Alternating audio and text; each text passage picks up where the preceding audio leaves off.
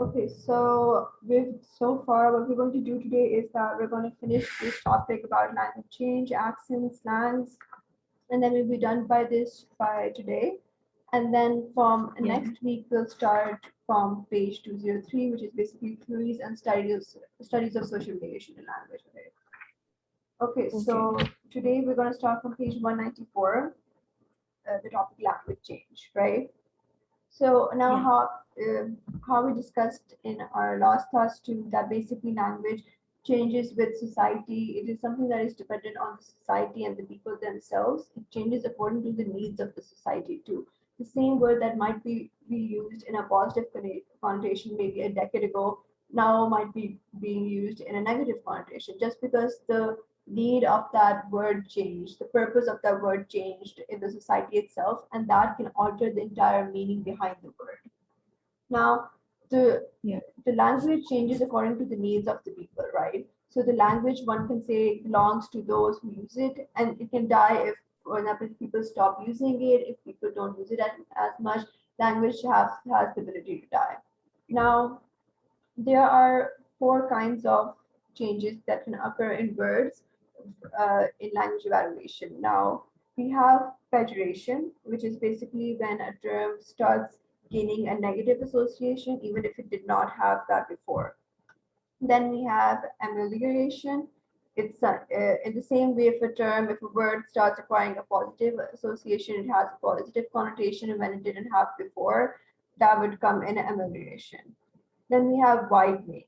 Now, widening is when a term before perhaps referred to a very specific meaning, to a very specific thing, person, and but now the term has acquired a broader meaning. It can refer to, for example, the example given here is that before dog was something that was specific to a particular breed of dogs, but now it's something that is used for dogs overall. And then we have the opposite of this, which is narrowing, in which a term acquires a more narrow meaning, even though in the past it might be used in a broader way. Now, an example of this, for example, we can use the word dude. Now, in the 1870s, it was something that was not considered a slang. It was part of the formal vocabulary, actually, and it was used to refer to a man. And it was used in formal conversations. It was not something that was part of slang or something that would be considered as a colloquial speech. But now, with the evaluation of language, with the passage of time, the word dude has suddenly become a word that is associated with slang, and it's not something that is acceptable in formal settings now, right? In the same way, the same thing is about hangout. For example, in 1830s, the word hangout was not used for people hanging out together in itself. It was just something that was used for loitering about. It was slang. It wasn't a word that could be used in any form of situation. It wasn't a word that had any specific meaning, right? But now it's something that we use in everyday vocabulary. It's something that has become maybe not in a formal setting, but it is very commonly used in colloquial settings, right? So that's how words can be changed just because of the people. The way, so technically, one can say that people themselves, societies hold the power of language. They can change language the way that they see fit. This is something that doesn't happen overnight. This is something that is observed uh, in centuries, decades, with the passage of time. And one person starts using a word like that, that catches on, and it starts a cycle like that, right? Now, in activity 5.17 in question number 2, they basically have given a list of words that are no longer used, and they've asked meaning of that, right? You can search up the meaning yourself too if you want to. It can help in preferring, it can help in case studies. For example, if there's a commentary and they have used a word that maybe you are aware that isn't used in that context anymore, or perhaps in the past it was used in that context, but now it's not. So you can refer to that in the commentary too. You can mention, you can talk about how language changes and how the use of this word, perhaps, for example, let's say the word betwixt, right? The first word that you betwixt. Now that's not very commonly used anymore. Instead of that, we use the word between because that's what it means, right? So now, for example, let's say that a commentary is given and the age is not specified of the people, of the two people that are talking with each other. It's not specified, but the one of the person, he keeps using words like betwixt, rot, wither, basically words that you are aware is something are words that are not very commonly used anymore. So then in your commentary, you can kind of make an assumption to the examiner that perhaps this person is of old age, perhaps this person is old because of their vocabulary, because the way they keep using vocabulary that is no longer in current use, but it's so obvious, but it's something that that person is really familiar with, right? So that's how you can come to an assumption about their age. You can assume that, oh, maybe the speaker is old, maybe the speaker is of an old age, and you can also that use those words to create a contrast with how the other speaker might be speaking. The other speaker might be speaking in a lot of slang words, words that are commonly used these days. So then you can talk and assume and make an assumption and analyze the age difference that might be present between the two speakers, right? So that's how you can use these words in commentaries. Now, what exactly is slang? Now, slang is something that is part of colloquial language. It is something that can sometimes at times can be considered offensive if it's not something that is regarded as the main standard. It's not part of standard English. It's something that would come into non-standard English, right? And it started off by discussing very controversial. It started off when people started using it to discuss very controversial subjects such as drunkenness, drugs, sexuality. Now, these kind of words to discuss these kind of topics that were considered controversial in societies, they started coming up with slangs, words that were related to that, that implied that, but did not exactly use the exact word for sexuality or for drugs or anything like that. And that's how slang started originating. And then with the passage of time, obviously, it went through variations and people started changing it according to their own needs. Now, why exactly does slang keep changing? Now, slang, out of all the language variations, slang is perhaps the one variation, the one type of language which is constantly changing. It has a lot of variations. It is constantly changing. One word that might be being used for 1 year, the next year it might completely disappear. Now, why is that? It's because slang itself usually always starts from a very small group. It always has a trial period, right? So now slang has trial periods where when people start using one slang word, they'll see whether it picks up or not, whether people it's something that fits them. So it always has one trial period. And then for that trial period, if that word manages to stick amongst people, it's something that got people's attention. It might continue for a long period of time, but if it doesn't, it will die out just as quickly as it had started. So slang is something that is actually very heavily reliant on the convergence theory on social groups, because if that word is not accepted by the majority of the social groups, it will automatically be rejected and no longer be used, right? Now, uh, an example can be, for example, the phrase a good thing or to refer to anything good. Now, the slang for that in the 1930s was swell. And then in 1960s, that same word changed. There was variation in the same word and it became groovy. And then in 1970s, to refer to something good, we started using the word cool. Then in 1990s, it became wicked. And then in 2000, unreal. And then after that, there's lit, sick, that phase where everybody was using the word dope. And then variation of that, right? So that's how, even though all of these technically are referring to the same thing, this referring to something that's good, something that they think is a good thing, something that they think is cool. And but just with the passage of time, that same word has had different variations and it has gone through a process which has changed the words, the punctuation, the spellings according to each generation, according to each society. So slang can also be considered as one of the most playful and informal use of speech, since it's always changing. It can be varied to person. Even the meaning, the context that is being used can be varied to person. There's no specific definition of it. There's no fixed definition that this word can only be used in this context, like how there might be with other words that are part of standard English. They have fixed meanings, they have fixed definitions, they have fixed uses of how they can be used.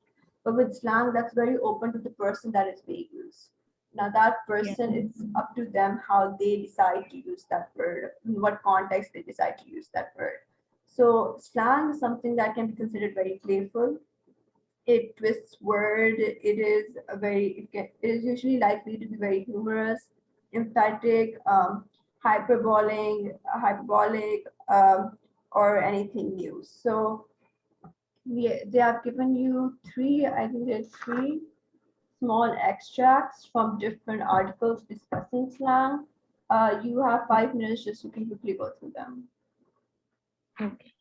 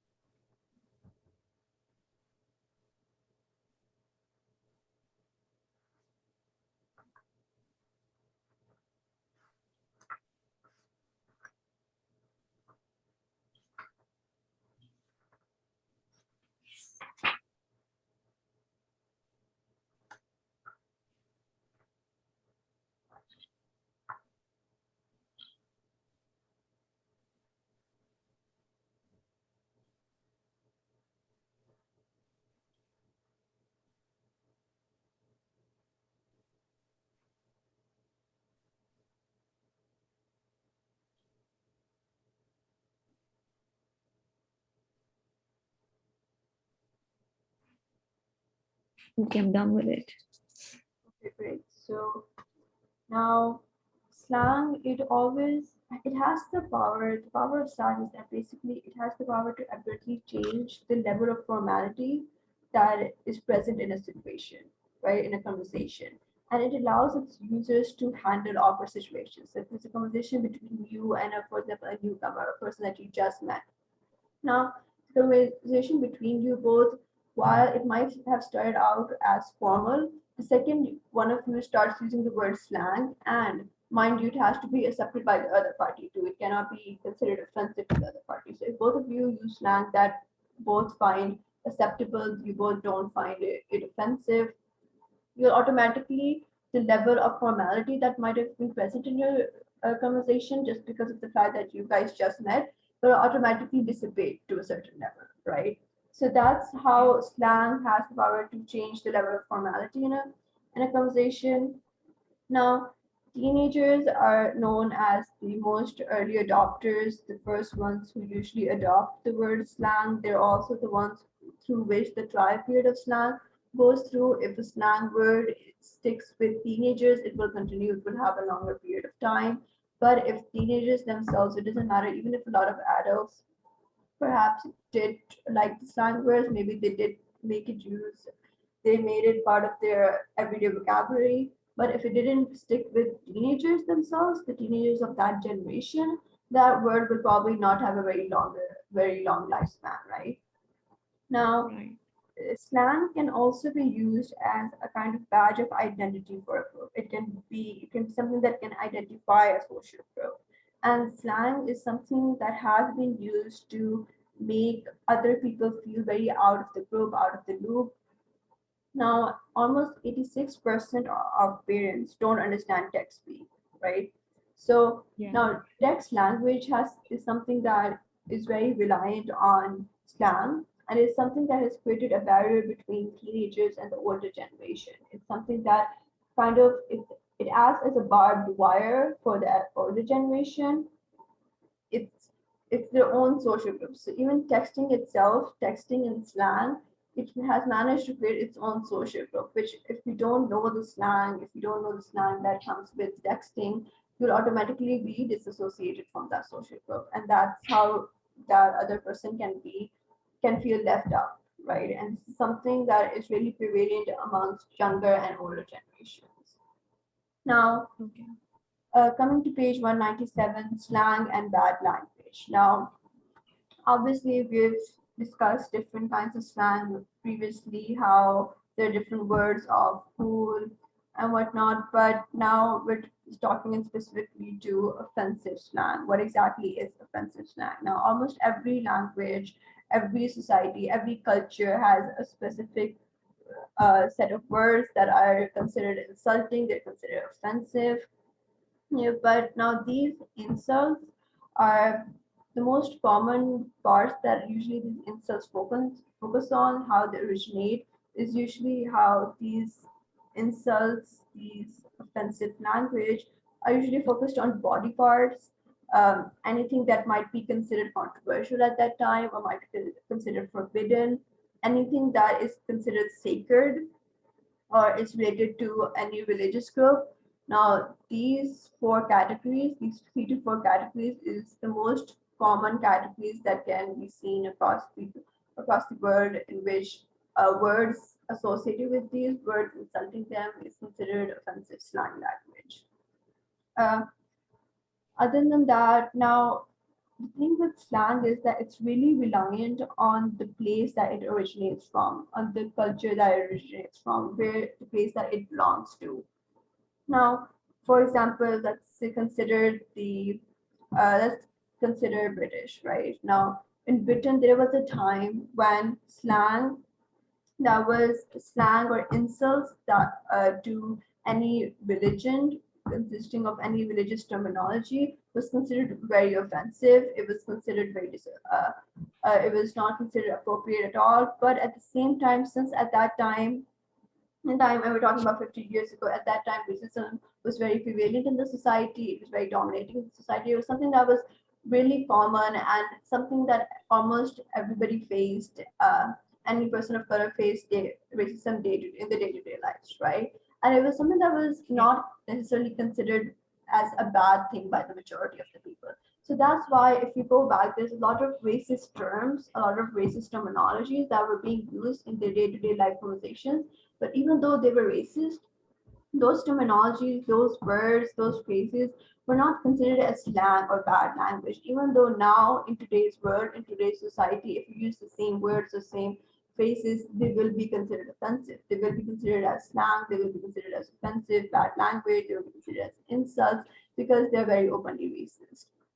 So now that shows the kind of power that uh, the culture, the place that the word originates from has, the history, the context of the word itself, because in this scenario the setting was in a predominantly racist society. Those words at that time were not considered as slang or bad language. But at the same time now, if we use those words in a society where people are more aware of racism, people have started to speak out against that, those words will be considered as slang or bad language, right? If we take an example of our own country now, since we are a country that is predominantly very sensitive about our own religion, right, Islam. So now, in our country, in our society, if somebody, even if now there is an undertone racism even in our society, it's really prevalent, right? We Even though we might not accept it, but it is there. So now there are a lot of, for example, if you think back to school days, there were a lot of time when children had this habit of calling each other kala and stuff like that. But that in itself was not something that would say that, like, it's bad or insult. It was something that, especially amongst boys, it was something that was so commonly used that nobody would start crying over that word, right? It's something that, oh, yeah, like, of course, it's just kids being kids. And if a kid was saying that word, parents would not have the same reaction as, that kid saying maybe a swear word, saying something like shit or something like that. So that's how society can have the effect. It has the power on choosing what can be considered as slang, as bad language, or as an insult, and what can be considered acceptable. So I think that's it for slang. That's the whole history, how the context matters a lot. Then we have jargon. Now, jargon is another form of non-standard English, and it's basically words or language or grammar, anything that is specific to any specific social group, right? It's a bunch of words, technical words or phrases that are used by one specialist group, by professionals. For example, let's say if there's a bunch of doctors talking to each other, there might be specific medical terms, medical shortcuts, even medical slang that is only understandable to them. And if an outsider is standing with them, he or she won't be able to understand anything that they're saying, right? So they will have created a separate jargon that is just for them, something that's part of only their social group. Now, we've already discussed this briefly in our previous topics, how jargon is something that can be created in different scenarios. For example, even in text speak, when we talk about different abbreviations, for example, SMH, LOL, OMG, anything like that, even that has somehow become its own jargon because it's something that not people outside of text speak would not necessarily be able to understand those abbreviations, right? Because they don't use it in their daily day-to-day life. They don't use it on social media. So that has become kind of jargon for social media or for text speech in general. Other than that, we have, okay, so in activity 5.20, we have what might be the impact of hearing a jargon on those outside the group. Now, obviously, when people outside a group hear jargon that they cannot necessarily associate themselves to, they themselves cannot understand, there'll obviously be social exclusion. There will be misunderstanding. There might be even aggression. There will be feeling of being left out, right? Now, moving on to we have speech sounds and accents. Now, speech sounds and accents. Basically, this topic talks about how the importance of accents. We've briefly discussed this before too, I think in received pronunciation, but accent, the way a person speaks is usually, it may be regional, it may be because of the place that they belong to, their area bound, it may be social, their education or cultural background. They may have a very broad accent where the pronunciation might differ dramatically from received pronunciation to another. It might differ according to the social group that they're in. And usually broad accents are a result of the person is surrounded with people or environment where there are a lot of different kind of accents. He's exposed to a lot of different accents. So then that person might develop a broad accent, which might be a mix of all these different accents, something that stick with them, and that accent might change from time to time according to a particular word or phrase that they might be pronouncing or the social setting that they're in.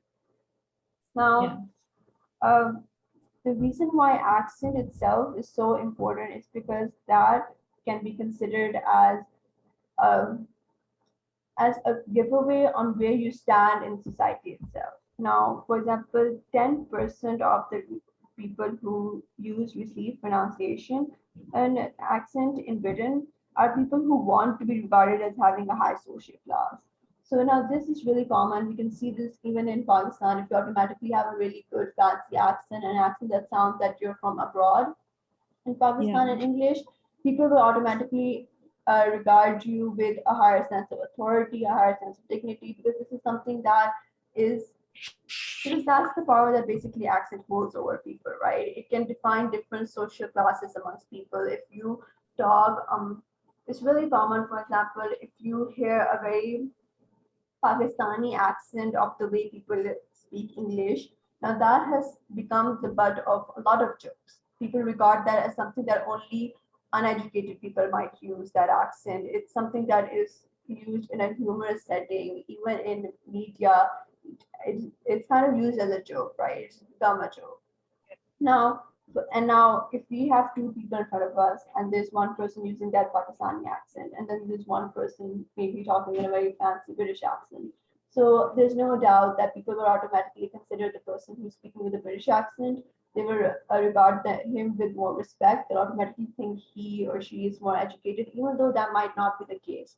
But that's the impression that accents leave on people. And this is something that is very is something that people can be very biased about because there's no specific rule in English that where it says that oh standard English spoken in this specific accent is the only one that is valid or oh this accent itself is the only one that deserves respect. It is something that is associated with culture, with our background, with our history, and how we perceive different accents. So it's something that is completely dependent on the people themselves. For example, why is it that in our society, British accents may be considered more respectful or something more high class? So one can trace that back to maybe how we were colonized by the British, right? So that probably left an impact on us. So this is how history can leave impact on people in a way that they even the accent that you use can be used to define what kind of person you are, whether you are educated enough or whether what kind of impression you leave on people. Now, when it comes to speech, how people speak, there are different kinds of pronunciation. We have labial, which is the closure between your two lips. For example, we have B or P, M. I'll also send you a list of these after class just in case you forget them.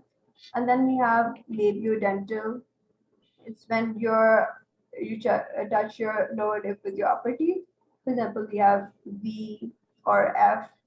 There's then the third one is interdental, when your tongue is between your teeth or behind your upper teeth. For example, the sound the. Then we have alveolar, when your tongue tip at the alveolar ridge behind your top teeth, right? It touches that. We have D. We have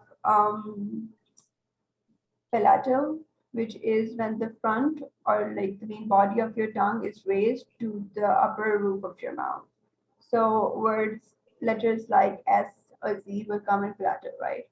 So now these are different kinds of pronunciations for alphabets, the main core pronunciations, right? And even though these are the pronunciations, these can be affected by your accent and the way you speak. So we have the International Phonetic Alphabet, which is basically a bunch of alphabet that is entirely dependent on the speech sounds themselves, only on the sound that they produce. So these are constant to every language, to every variation of English, to every accent, because they are not reliant on any specific alphabet.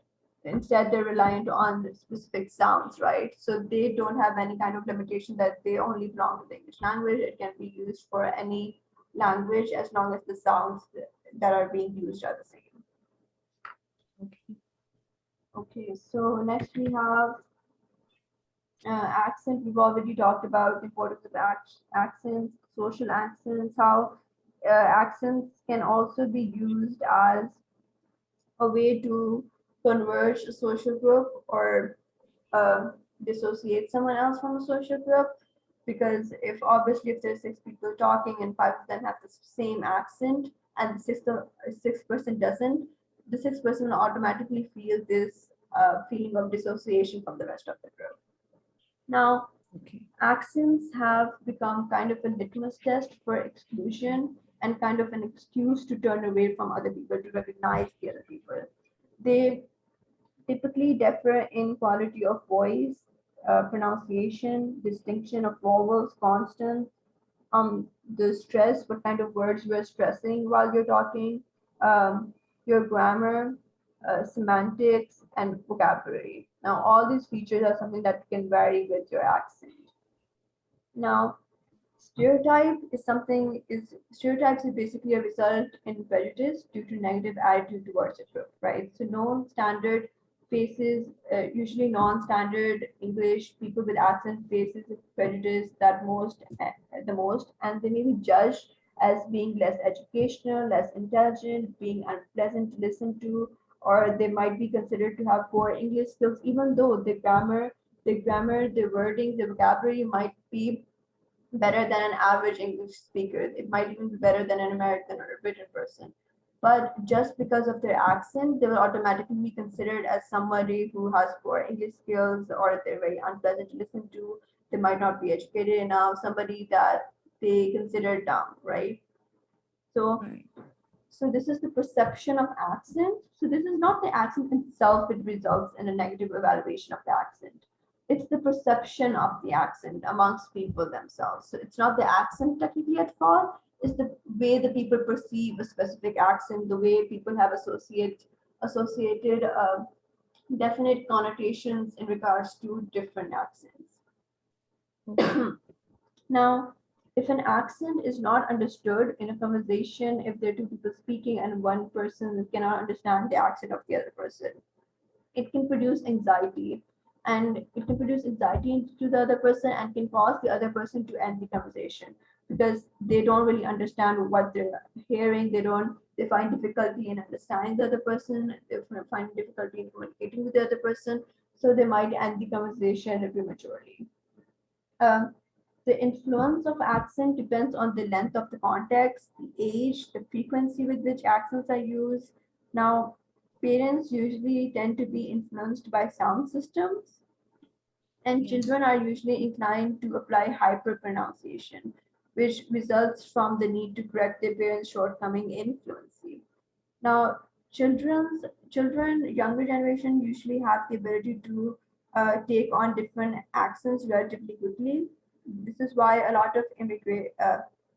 immigrants, a lot of immigrated families, the children usually don't struggle as much in comparison to the parents because they are able to adopt new accents rather quickly. They're able to fit in more quickly in regards to accent. But when it comes to parents, when it comes to older generations or elder people, they have trouble changing their accent because it has been kind of fixed. So it is a very common concern amongst immigrants how the parents usually struggle in fitting in with the society just because of their accent, right? It makes them stand out more amongst other people.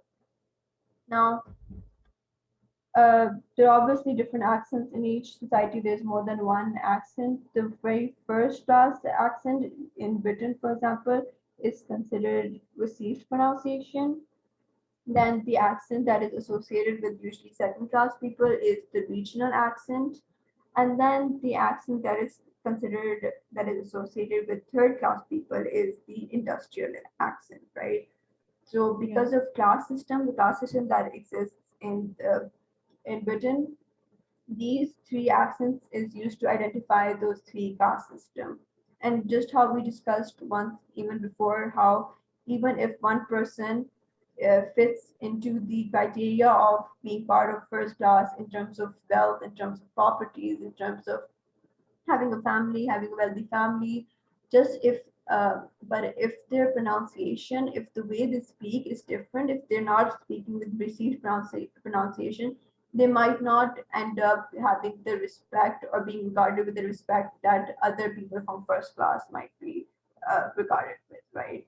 So, because even though they might have that wealth, they will still be associated with either second class or third class, depending on their regional or industrial accent. Uh, Now we have accent neutralization. Now accent neutralization basically means that you speak clearly enough so that you are spoken, when you speak, you are understood by everyone around you, right? A lot of people try their best to gain this accent neutralization because it can launch a person's career to new levels. It automatically gives you an edge in comparison to other people who might be applying for the same job because if your accent is neutral, if it's clear, if it can be understood by the majority of the people, you can obviously communicate more effectively, you can communicate more clearly, and it will give you an edge, it kind of give you an edge in regards to your peers. Um, so people usually go out of their way to even train just for accent neutralization. Usually training for accent neutralization includes the changing patterns of voice, intonations, rhythm of speech, learning, and basically people try their best to learn common phrases, which is used by most Americans and British. So Okay. the accent neutralization, however, what it does is that it reduces the native accent. It reduces the native accent in the person and adopts the target language. So if a person has a heavy native accent, it may reduce opportunities for their advancement in career-wise or even in life in general because might be they might be left out in social groups in general. So a person may be considered the most qualified, right? But since they don't have the ease of communication, they might not be able to get the job or they might struggle in life in general. So Okay. now the different traits associated with different accents. Now, for example, when we talk about received pronunciation, we have intelligence, acceptance. Usually people talking with received pronunciation are considered as prestigious, they're considered wealthy, occupational success, they're considered to have good leadership skills, and overall, even just your accent itself has the ability to make you seem more good looking in other people's eyes, even though physically that's something that's completely else, but just your accent, if it leaves a really good impression on the other person, the other person might automatically, subconsciously associate you as a rather more attractive person in their mind, right? Uh, Yeah. okay, wait, just give me 5 minutes, okay? I'll be back. Just give me 5 minutes. Okay.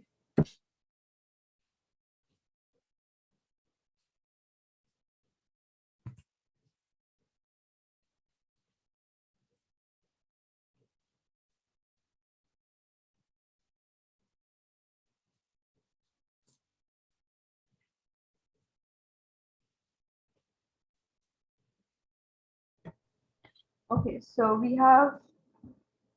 then we have, for example, another example can be the Scottish accent. Scottish Yeah. accent is usually considered to be very friendly. It can also be associated with nervousness. It's considered friendly. Very people who have a Scottish accent are can be considered very generous.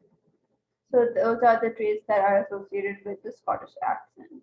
So each accent like that, even if we don't realize it, we might not go out of our way to realize it. We might say that it might not make an impact on us, but subconsciously, these different stereotypes about different accents have been fed into us, right, by birth because of the way because of what we have observed around us, what has been fed into us. So we subconsciously already make that judgment about people without even realizing it. Yeah. Now, when it comes to accent neutralization, it is something that is really common in careers such as, for example, call centers, people who have to answer to a lot of calls, telling them about different information.